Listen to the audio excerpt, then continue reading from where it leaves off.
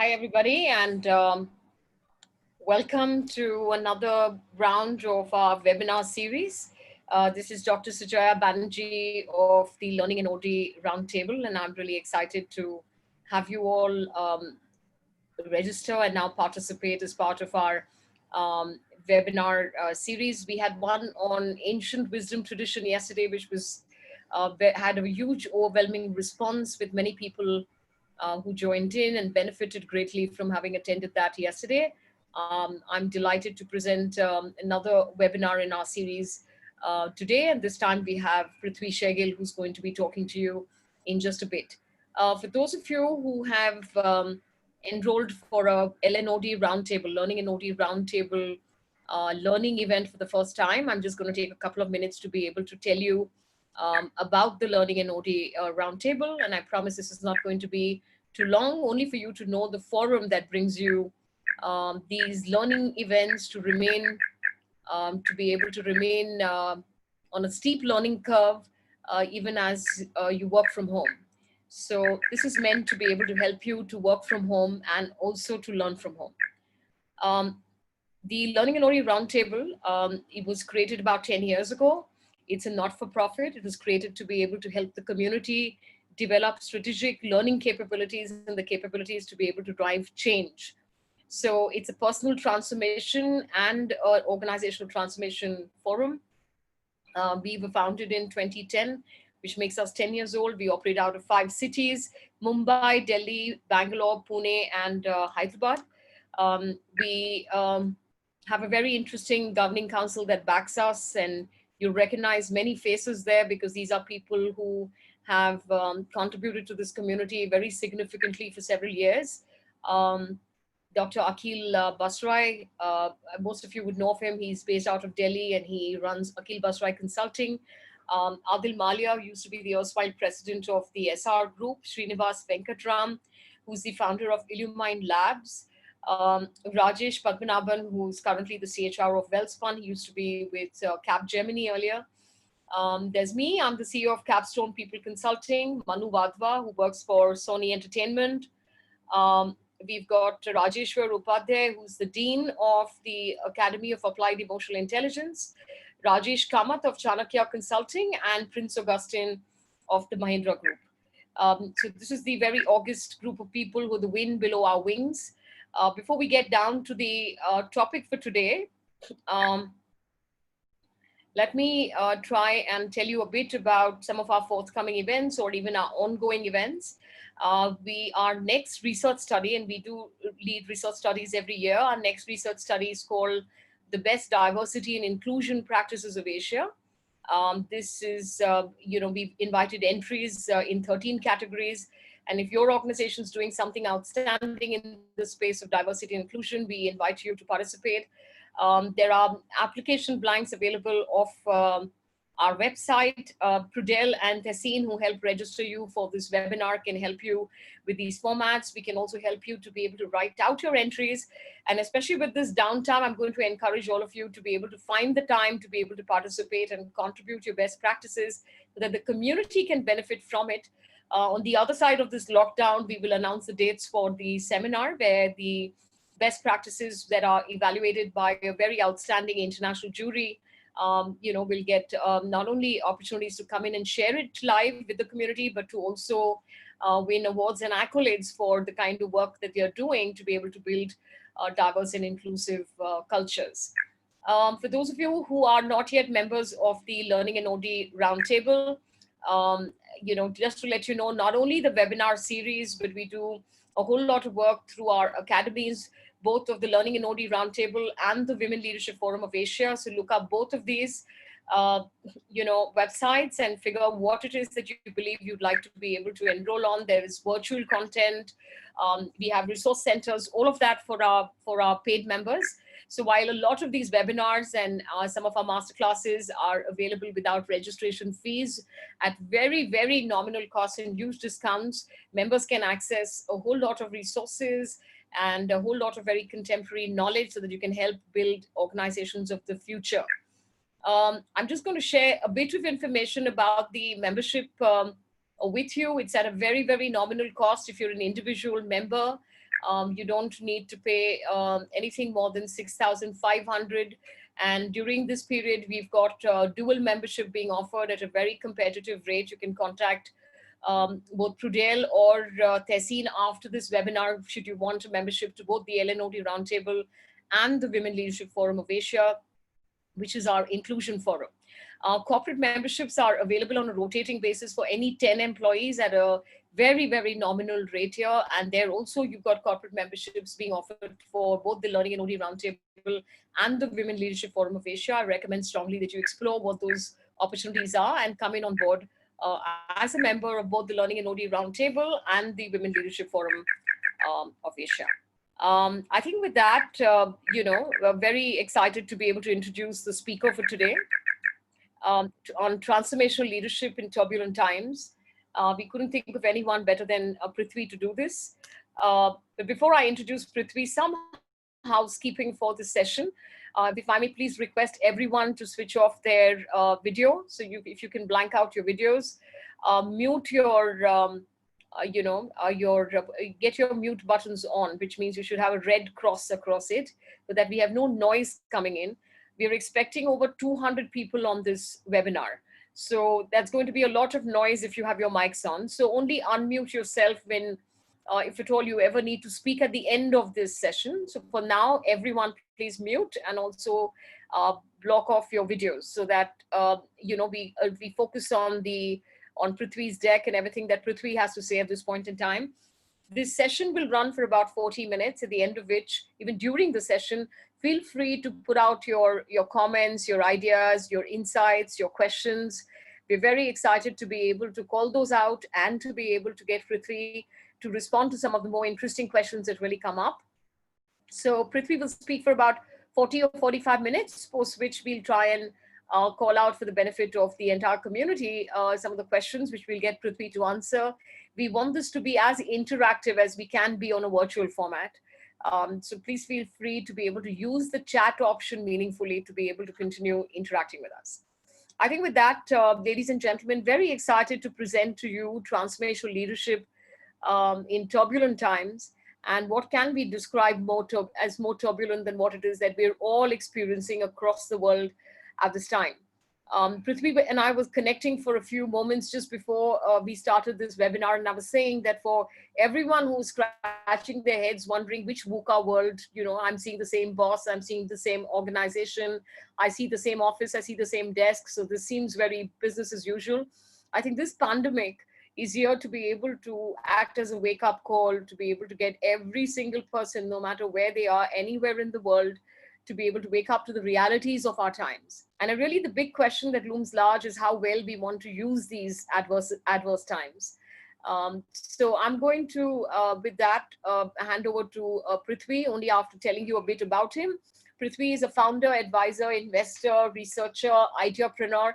I mean, I could use many more words to describe Prithvi. He's very multifaceted, extremely talented, and you'll know soon as you hear him speak today. He's very grounded, has worked with the CEOs of various organizations, even as he was working in organizations like HCL with Accenture. He was the chief human resources officer of HCL for several years, which is when we got to know Prithvi. He currently is in the process of enabling growth of various independent ventures that use insights and digital technologies that enrich the experience of workforce that is essentially enabling, joint working, group working.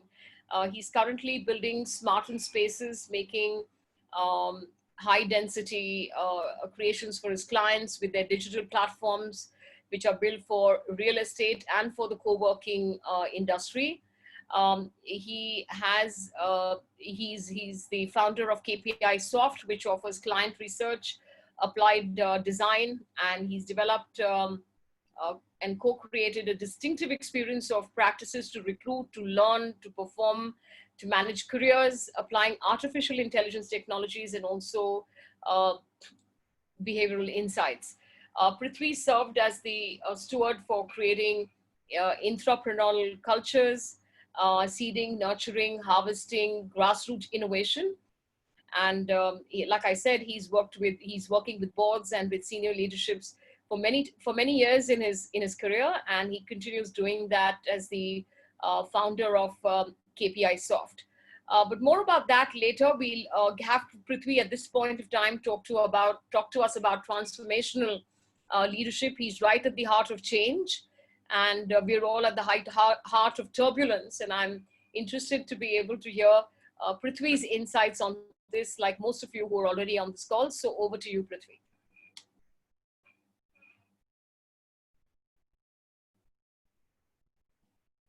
Can we make sure Prithvi is unmuted, please?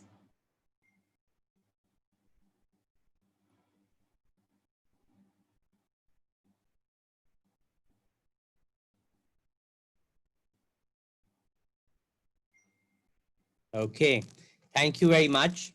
Thank you, Sujaya, for that introduction. I must much appreciate that.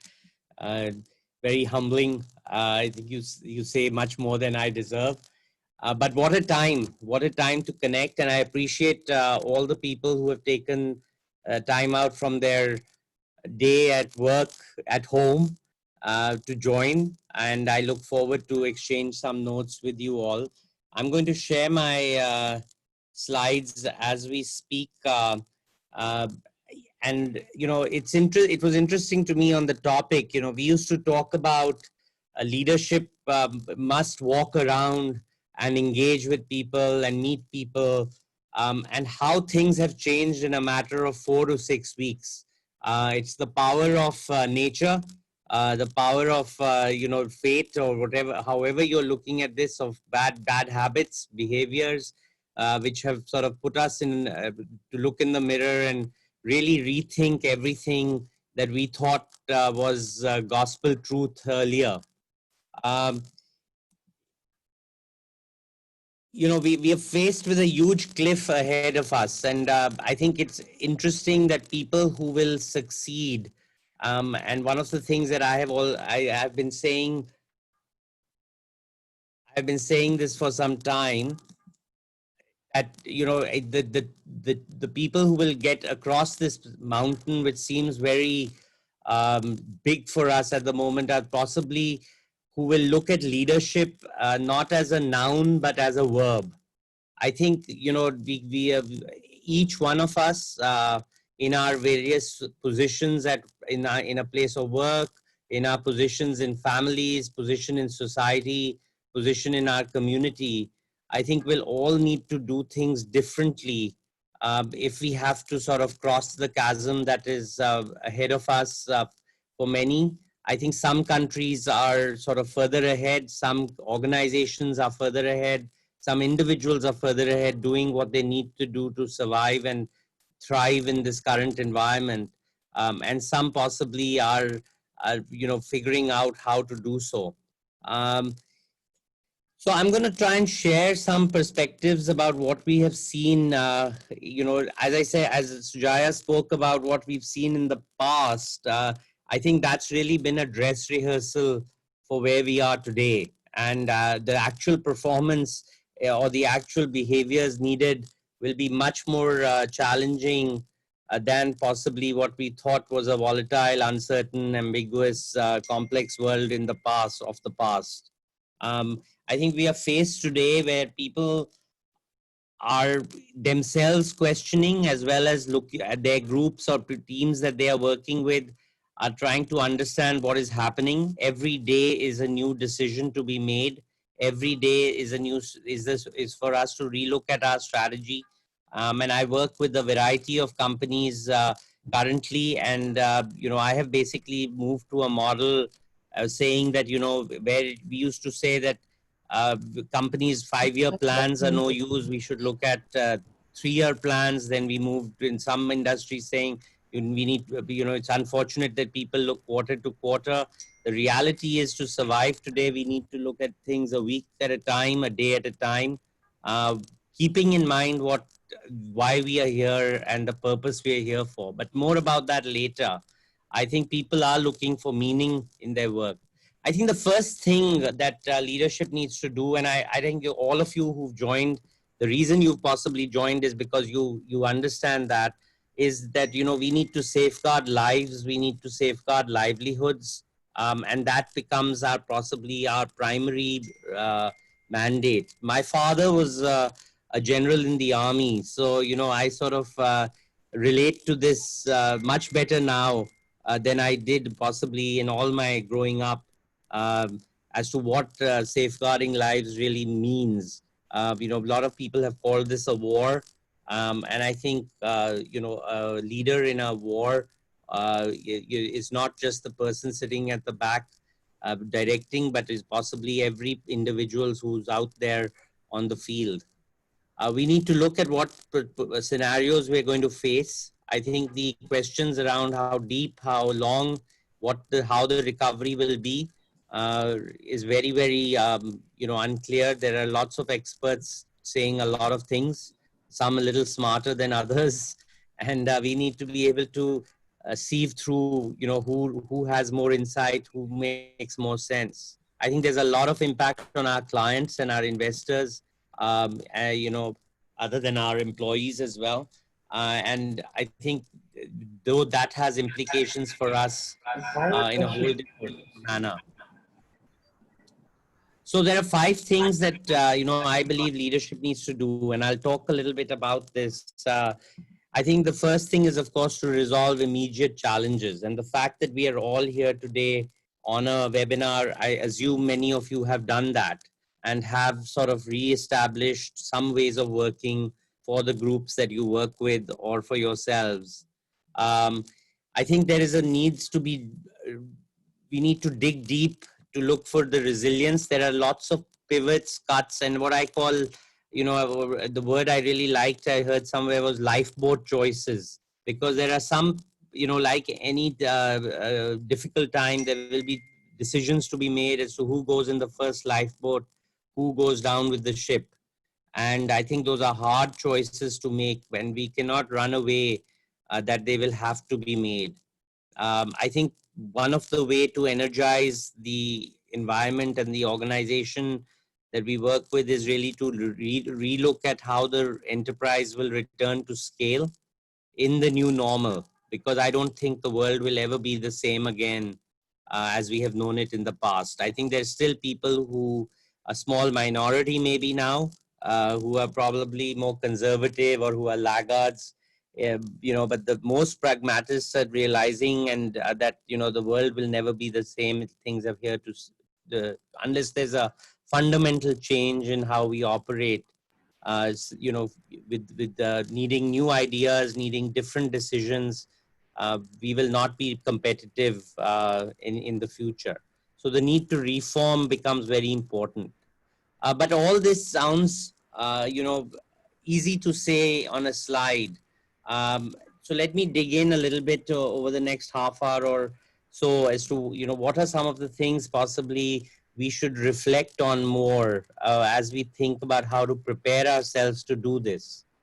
Let me step back to, one of the things that the company that I now work with, KPI Soft, we have been working over the last 4 to 5 years with a variety of organizations looking at how to enhance performance and how to build an organization that is sustainable and growing. And three things have stood out every time.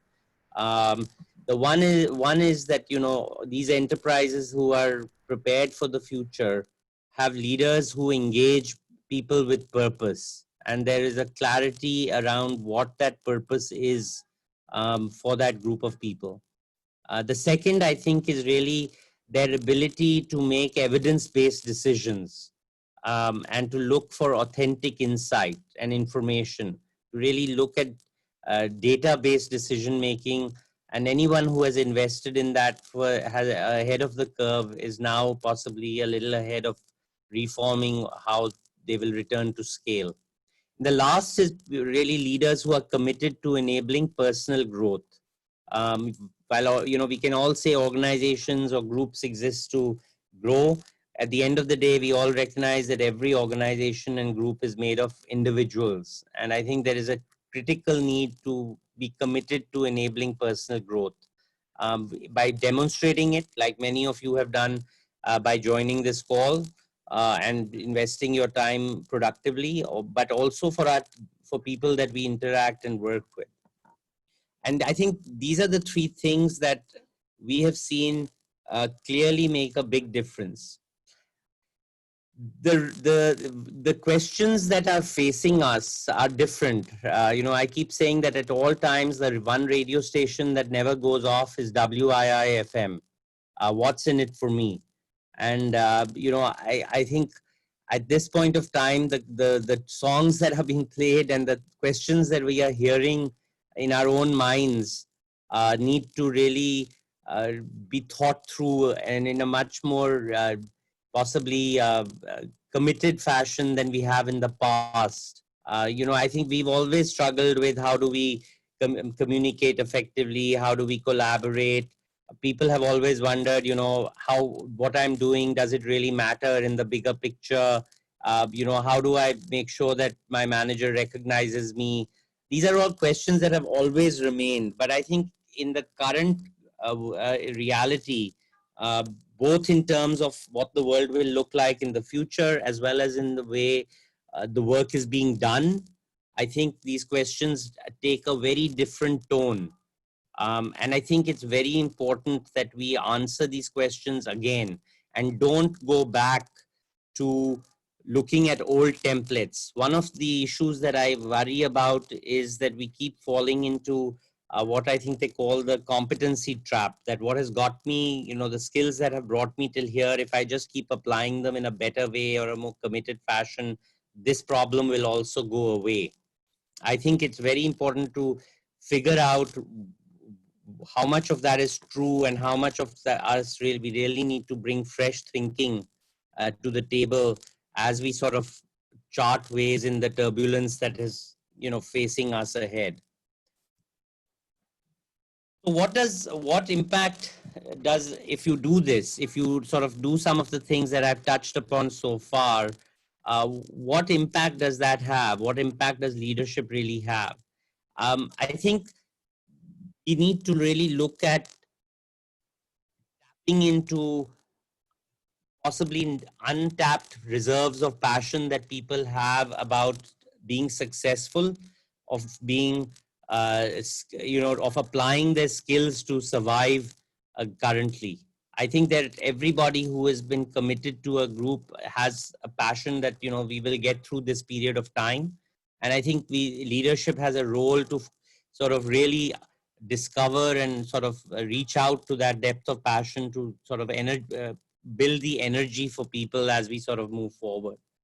The other is really new proficiencies, an active search for proficiency. And, the LNOD sort of demonstrates that. And Sujaya's comments in the morning talked about the need to do that on an ongoing basis.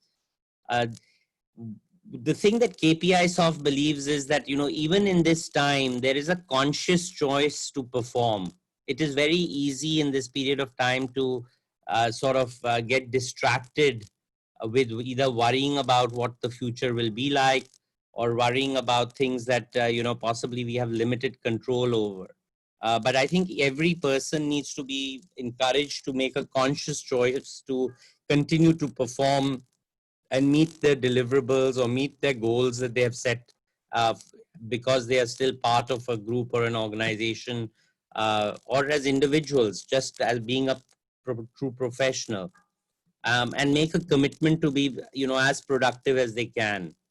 And, each leader, and, we have about 200 odd people, like Sujaya said on this call, each of you and each of the people, needs to do this differently.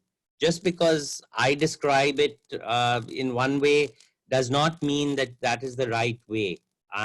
Each of you will bring your own personal touch to and your own authenticity as to how you will really be able to have this impact in these times. And that's what I want to speak about a little bit more, because each of you have talent. Each of you have the ability to make them impact. But the reality is that, I love this saying that the title of genius is not awarded for potential. Now is the time to sort of demonstrate that that talent that you have and channelize that into reality. Um, So two, three things that I think become critical. One is strategic thinking, and I usually don't like the word strategic, but I will use it. Not today, and I need to figure out a better way for or word for that because it means different things to different people. But I think it's realizing the possible paths to success in this new world. I think that's the first thing one need to move to. We need to be able to build collective and individual clarity for people, and we need to make sure that we communicate and establish clear priorities and make clear promises. I was really impressed by a lot of CEOs who you've heard possibly recently come out and say that we will work through this and there will be no employee left behind, and we will not do any resizing, restructuring at this in this period of time. But I was even more impressed by people who had the courage to say, look, we would love to work all of us together, but we will need to cut because otherwise this we will not be able to survive this. I think that requires even more courage. And I think both are admirable and both are possibly paths to success for organizations. Different organizations do different things.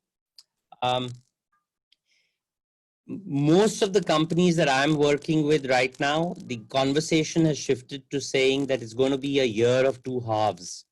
Things will be like this till July, August. I personally feel it may take longer.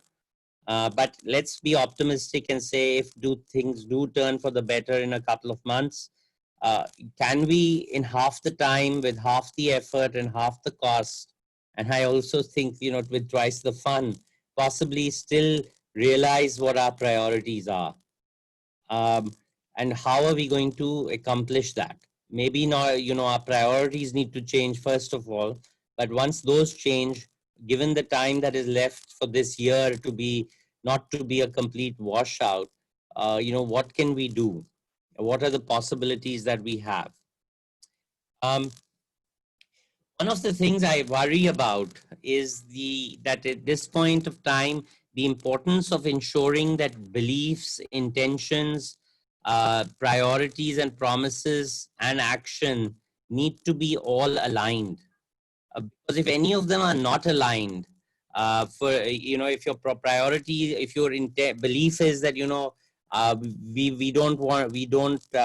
will let people work from home, and our intention is that we will let them uh, uh, do their own thing and work out their schedules on their own, and we promise them that that we will provide them whatever support, but then we act differently and we are always checking up on them. Or if we say that our intention is that they should be productive, but we don't promise them the resources that they're needed, I think any strategy, any plan you make will not have 100% impact and will be diluted. So I actually urge everybody to sort of step back again and really rethink what your true beliefs are when you look at what you want to accomplish in the next many months ahead, and see whether your intentions, your priorities, and your actions are aligned to them. Because that's the only way that I think in a distributed environment, in a very uncertain environment, we can come across as authentic to our people, that we are really committed to a high performing organization or team in the future. So how do we do that? And this is possibly the core, and as I sort of move towards wrapping up my comments, this is possibly the core of what I wanted to share. Um, I think that every leader, what will come to test is your character, the capacity we have for facing challenging times, our own competence. One, of course, being my spelling being a little wrong, but our own competence and our courage. And I will repeat the word courage many times. I've said it before. I'm going to repeat it many times over in almost any conversation any one person has with me, because I think that's possibly the biggest thing that will be tested. So while these things are being tested for us, these are things that we possibly have in our own control or we've grown up with. I think what do we need to demonstrate? I think people are looking much more for context. why are you asking me to do this task? Why is this important in this time? And in the old days, I remember I used to go for a meeting with my CEO, come out of the room and say, man, I need to deliver these 50 hires, or I need to get this person promoted, or I need to get this training program set up. I have 4 other meetings to go to. I used to call up my colleague and say, hey, can you just set this, do this, without necessarily providing the context as to what is it going to impact. I think in this time where we are all separated from a physical distance, I think the need to share context, it becomes essential. That means we have to put in more time in how we communicate. And communicate. Over communication is one thing we've been told in every crisis is critical, and I think in this stage it's no different. I work with a team who recently I have shifted over to a daily stand up from 9:30 in the morning to 10:15 in the morning, and a lot of my direct leads said, oh, people will think these daily stand-ups are a way of keeping a check on everybody. And my comment was, that's okay, because it'll gives me the platform for all of us to exchange ideas and make sure that what we are working on is truly going to help us survive this phase and thrive in the future. So I'd rather a few people get a bit peeved that they have to spend 45 minutes every morning to sort of do a stand up, because the benefit of that over communication far overplays that little bit of frustration. I think what this leads to is the opportunity for us to collaborate very differently. To reach out to people who possibly we have not reached out to. I see it at a very personal level. I see my family calling friends and family doing Zoom, people who we had sort of forgotten in the hubris of day-to-day life. And that's a very personal example, but I think it works. It operates in the workplace of work as well. The ability to collaborate, connect with individuals becomes very important, because what that connection does and how that translates into contribution, because you do something together, is possibly, right now the only way to sort of get ahead. Because if you try to do it alone and leave people behind in that without, because you're not connected with them or because you've forgotten them in this difficult time, I think your contribution, your personal contribution, will fall. So I think the importance of the next 3 C's around connection, collaboration, contribution are a function of each other, and we need to make that really work well. Um, the last but not the least is really around making this part of our culture and making this sort of come alive every moment we can. So when you're thinking about how do you enhance contribution, how do you connect, how do you communicate, this should be the top things in our character, the capacity we as assigned to doing this, the skills we have in doing it, and the courage to do this every day all the time for our groups will truly demonstrate real high impact leadership. And I don't think this is only the responsibility of people who manage other people or responsibility of people who sort of are leading other people. I think this is a responsibility of anybody who is interacting with anybody. Therefore, I said leadership is a verb, it's not really a noun. So if you, the one thing you take away, I would urge you to take away these 6 things and really think about saying that how can I demonstrate and deliver on my strategy, applying these traits. I think that's what really comes down as to what is transformational leadership in a very, very turbulent time. Just to wrap up over the next 5 minutes, I think people are going to look to you for energy. If you are, and I have seen this very personally as well, the days where I'm down, to say that every day I'm up and smiling, even though I'm locked down here in Goa of all places, which people say couldn't be a better place to be in, but there are days which are difficult for us as well. And I think the importance to remember that you are actually passing energy to the people you are with in your own home because you're locked down, or in your with your teams because you're on a video call. One of the things I've noticed a lot, this event aside, because of bandwidth and other issues, but when you do calls on video, look at the person. It passes much different energy. It's your currency. It's the currency of how you demonstrate leadership. I think the focus is one of service to our people. I think one of the things that I read somewhere and I have sort of adopted, I worked in a company which said employees first, customers second. And if all of you have read Vineet's book about HCL technologies, would know what that means. I think translating that into people first currently and economic second, I think is something we should all figure out how we can make that happen. uh, you know is it better to take pay cuts versus laying off people? Is it better to delay a project so that current projects can be delivered in full? Various things each of you will face in context, and I think these are all decisions to be made in a manner that is well thought through. um, I'm currently working with KPI Soft. We have actually, built our product completely around helping people drive performance for teams working in remote and distributed work constructs. And we are really fortunate that a lot of our clients and a lot of our partners are finding value currently from this. And I think every interaction with them is teaching us the importance of accessibility, the importance of feedback, the importance of recognition, the importance of understanding priorities, communication, and really going back and providing them authentic and real information for every team member so that they all feel that even in these difficult times, they're really delivering value and performing well.